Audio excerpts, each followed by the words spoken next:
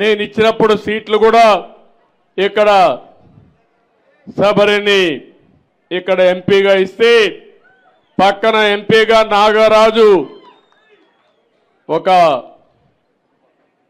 కురబ కమ్యూనిటీకి సంబంధించిన వ్యక్తిని ఇచ్చాం.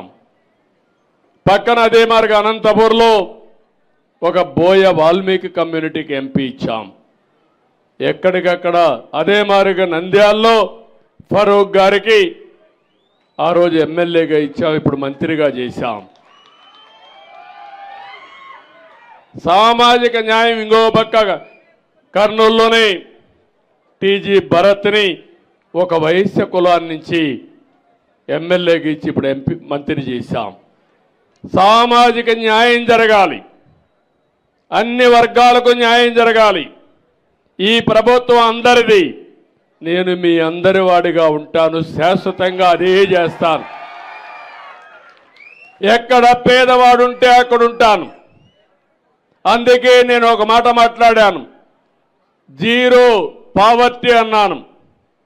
ఏ గ్రామంలో కూడా మీరు కూడా గుర్తుపెట్టుకోవాలి, మీ గ్రామంలో పేదవాళ్ళు ఉంటే వాళ్ళని పైకి తీసుకొచ్చే బాధ్యత పైకి వచ్చిన వాళ్ళు తీసుకోవాలి. నేను ఒక ఫార్ములా మాట్లాడాను, P3 అంటే పబ్లిక్ ప్రైవేట్ పార్ట్నర్షిప్. ఈరోజు హైదరాబాద్లో రోడ్లు కానీ టెలికమ్యూనికేషన్ కానీ కరెంటు కానీ ఇవన్నీ కూడా వచ్చాయంటే ప్రైవేటు వ్యక్తుల భాగస్వామ్యంతో వచ్చాయి. ఇప్పుడు నేను మాట్లాడేది ఎవరైతే బాగుపడ్డారో సమాజంలో వాళ్ళ బాధ్యత పేదవాళ్ళ పైకి తీసుకురావడం.